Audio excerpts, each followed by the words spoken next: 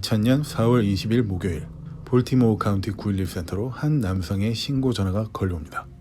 Baltimore County 911. My girlfriend's been murdered.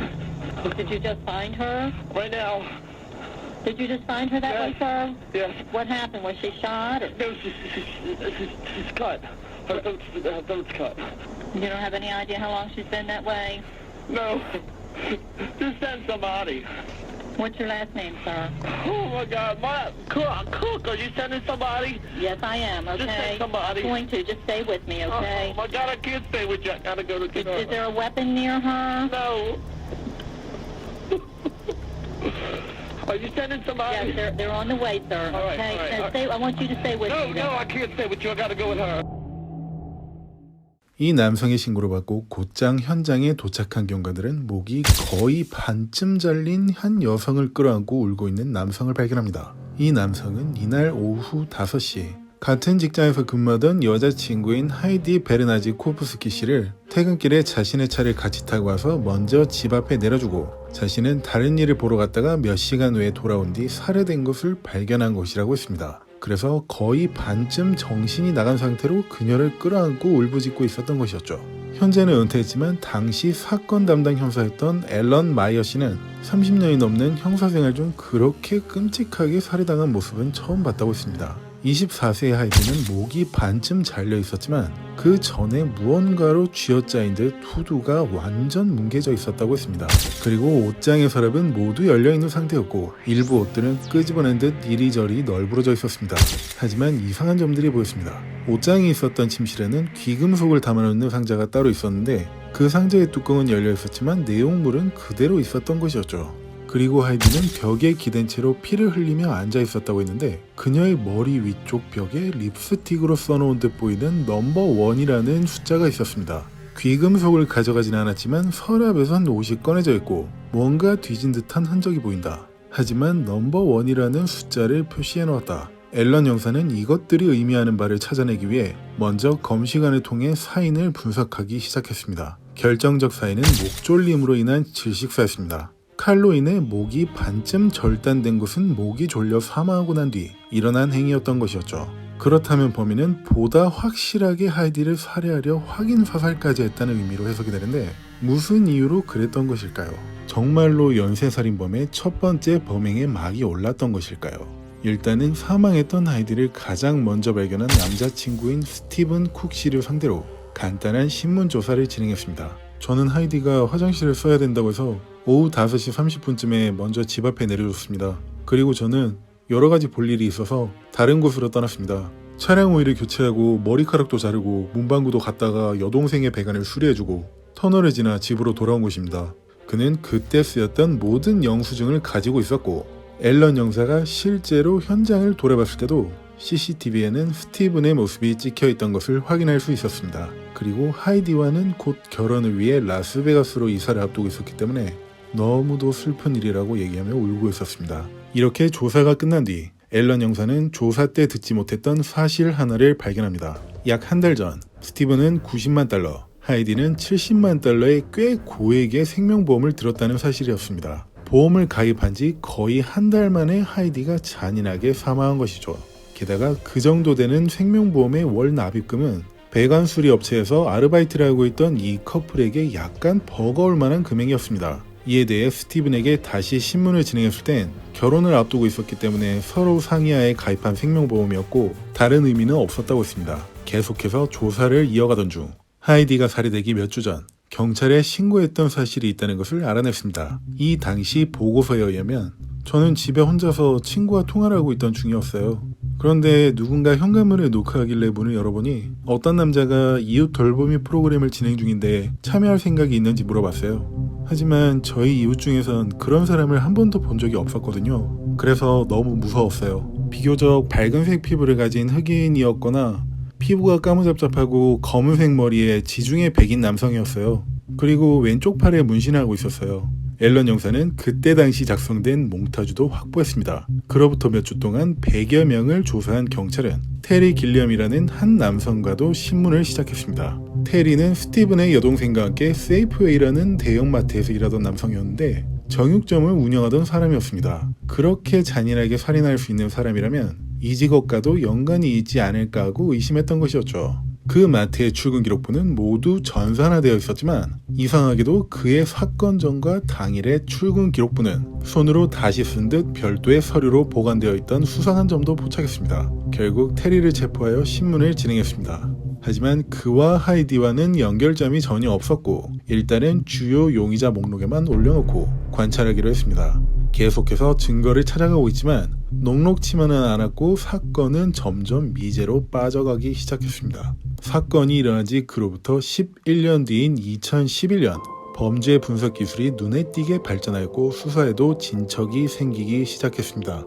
하이디 사체의 손톱 아래에 있던 부스러기에서 DNA를 추출하여 데이터베이스에서 대조가 가능해진 것이었죠. 그때 당시에는 그녀의 손톱 아래에서 발견된 DNA가 남성의 DNA라고만 판단할 수 있는 수준이었습니다. 분석 결과 11년간 추적했던 용의자 리스트에 없던 사람으로 밝혀졌습니다. 예상치 못한 전혀 엉뚱한 사람으로 나온 것이죠. 그 사람은 콜로라도주에 살고 있는 알렉산더 베넷이었습니다. 상당히 놀랐지만 콜로라도주 덴버 관할 경찰서에 연락해서 알렉산더 베넷의 체포를 요청했습니다. 앨런 형사는 비행기를 타고 알렉산더를 구금시켜 놓은 곳으로 이동했고 그곳에서 직접 마주하게 된 알렉산더 베넷은 예전 하이디가 묘사했던 지중해 백인 남성으로 피부가 까무잡잡하고 검은 머리에 왼쪽 팔에 문신하고 있던 점도 동일한 것을 발견할 수 있었습니다. 하지만 그는 어떤 범죄에 연루될 만한 직업을 가진 사람은 아니었습니다. 맨하튼 음대에서 우수학생으로 장학금을 받으며 졸업했고 현재는 오페라 가수로 활발히 활동하고 있었던 사람이었기 때문이죠. 그렇지만 하이디가 살해된 시점에 볼티모어에서 약 한 달간 머물렀던 기록이 경찰에게 떼인 딱지로 확인할 수 있었습니다. 먼저 알렉산더에게 구금되어 있는 이유에 대해 설명하기 시작합니다.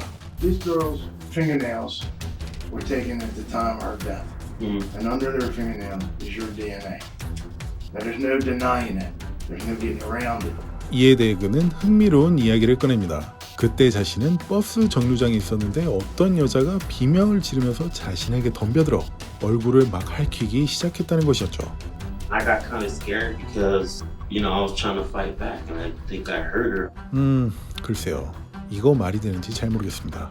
어쨌든 이야기를 모두 들었던 앨런 형사는 하이디 사진을 포함한 여러 여성 사진들을 그에게 보여주고 그때 자신의 얼굴을 핥혔던 사람이 누군지 골라달라고 요청했습니다. And also two kind of looks like her. 마지막엔 정확하게 하이디를 골라냈습니다. For you to have been in Baltimore at the exact time this occurs, for your DNA to be there, for this tattoo to be on your arm, the exact location that the victim describes it as being, and actually drew it. That's just a lot of coincidences. That's a profound thing, so, that's why I'm concerned. Well, it really should be. I'm concerned. Am I being, charged with anything right now? Well, you're not charged with it right now, but I'm telling you, things are not going. That's fine. I've given you all the explanations, I've told you everything, and, like I said, if we're done here, I have a lot of stuff to do today. 앨런 형사는 아직 기소를 할 만한 충분한 증거가 확보되지 않다고 판단했고 조사를 이어가기 위해 알렉산더에게 자신이 살인을 하지 않았다는 증거를 입증해 줄 만한 사람을 추천해달라고 얘기를 했습니다. 그러자 그랜트 루이스라는 남성을 추천해 주었습니다. 그래서 그랜트를 앨런 형사가 머무르고 있던 덴버 경찰서로 소환하였고 거기서 그에게 뜻밖의 이런 이야기를 들을 수 있었습니다. 어느 날 저희는 다리 옆에서 술을 마시고 있었습니다. 그런데 갑자기 알렉산더가 누군가를 해쳤어 라고 이야기를 했습니다. 그리고 그 사람이 죽었다고 생각해 칼질을 했었거든 이라고 했습니다. 그를 옹호해주긴커녕 오히려 살해 용의자로서 경찰에게 유리한 증언을 한 것이죠. 그래서 검찰은 곧바로 알렉산더를 1급 살인 혐의로 구속기소하였고 덴버에서 볼티모어로 추방되었습니다. 그로부터 2년 뒤 알렉산더는 가명을 해줄 테니 자백을 해달라며 회유한 검찰에 의해 신문실에 같이 자리했습니다. What else? You alright? 그는 비장한 표정을 지으며 그날 있었던 모든 일들을 하나부터 10까지 자백할 생각인 듯 보입니다. She had opened the door. She saw me, panicked. I panicked and rushed at her at the front and, try to muffle her scream. and yell. She's clawing at me. She clawed at my lip, scratched my lip. At that point, I had my hand on her mouth and I was holding her throat, crushing her larynx, her throat, trying to kill her. And I just remember eventually she was passing out and losing consciousness.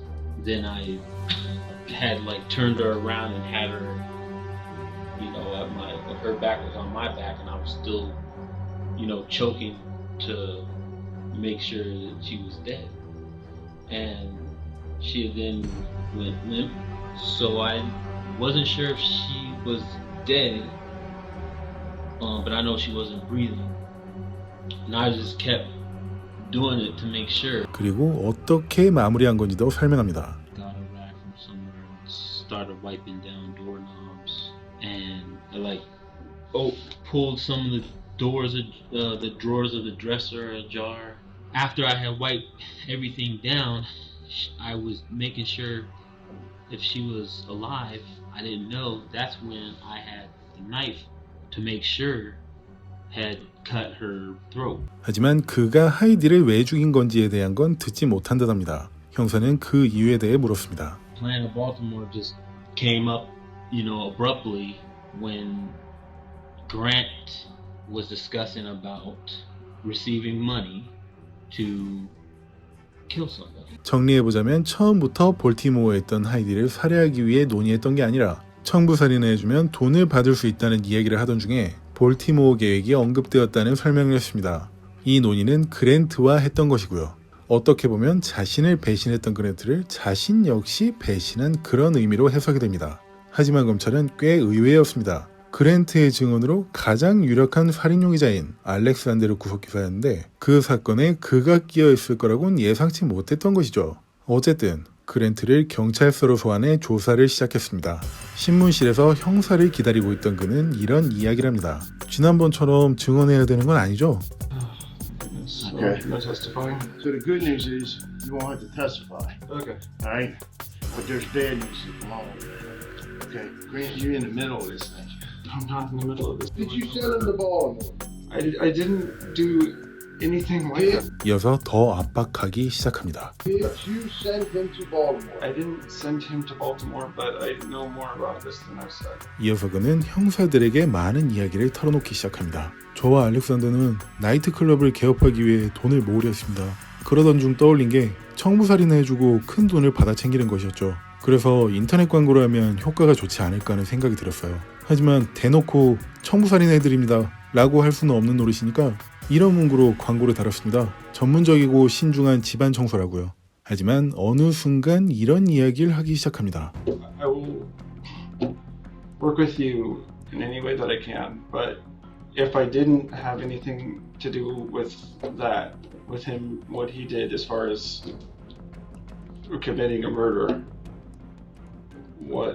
what's my situation as far as that goes? That's not the I way the just game want to is know played. that 형사에게 한바탕 혼난 뒤 사실대로 이야기를 하기 시작합니다. So somebody contacts you back. What does he say?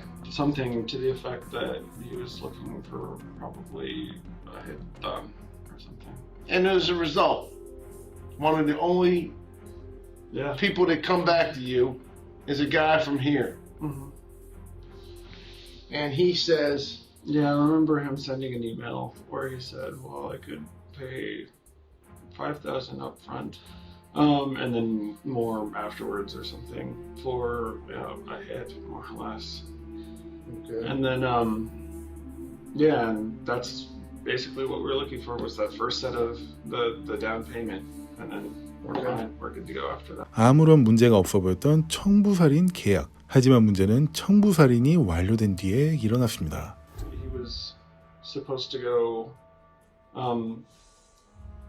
to Maryland to talk to this guy and pick up some funds for him for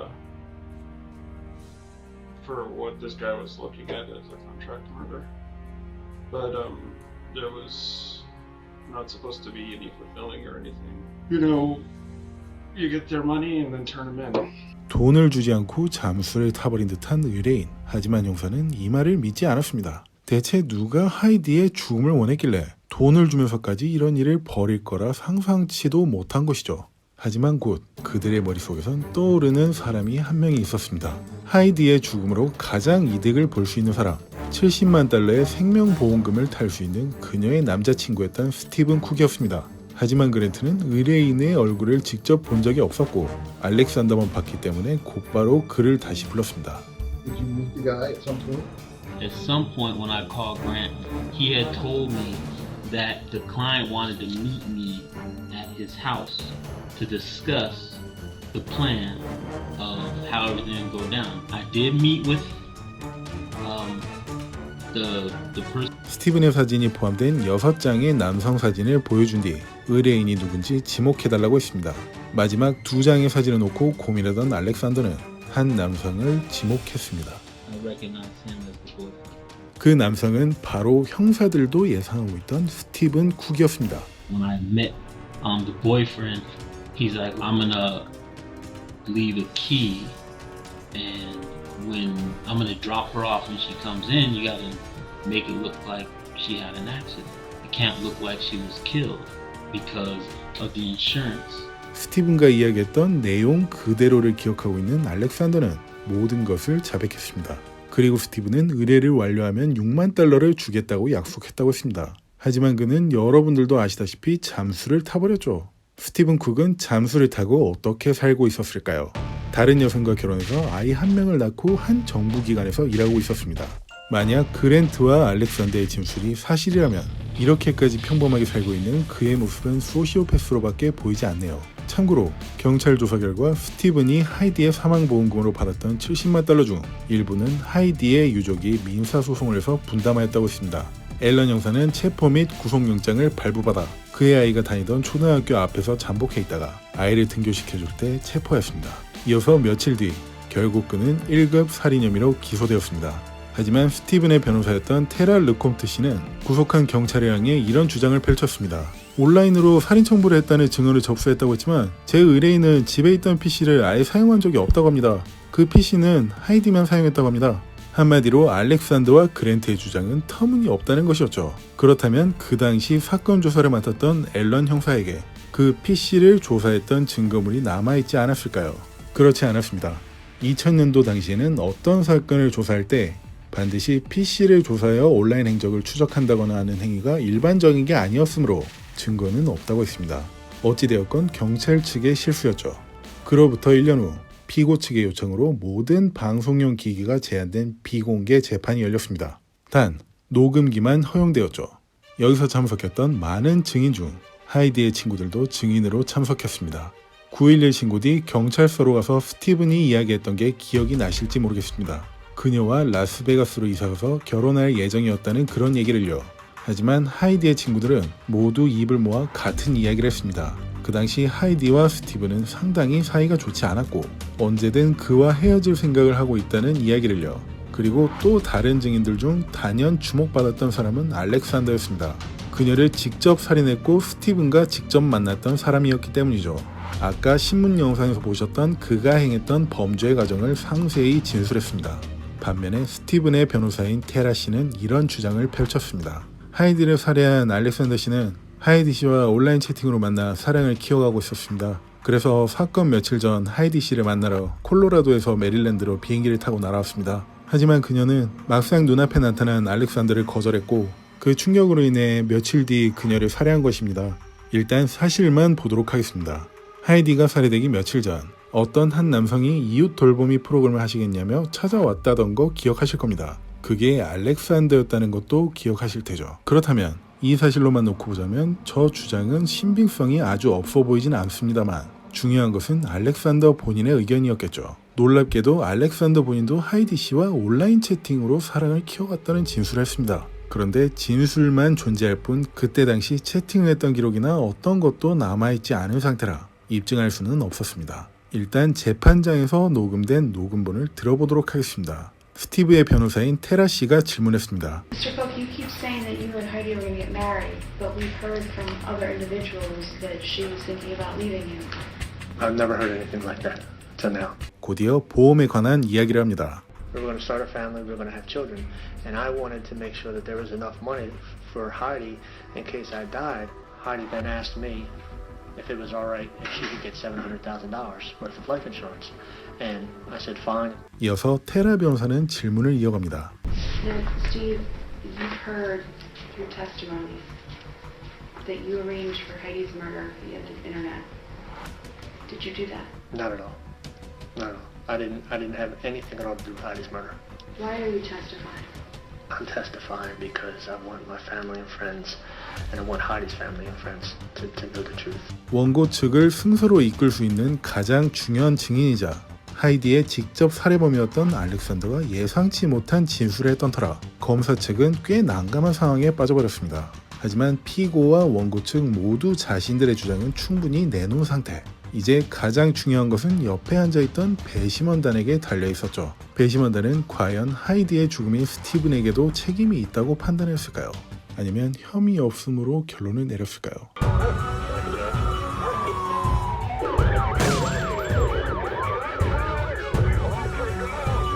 배심원단은 자그마치 하루하고도 반나절간의 심사기간을 가졌고 마침내 법정에서 결론을 발표했습니다.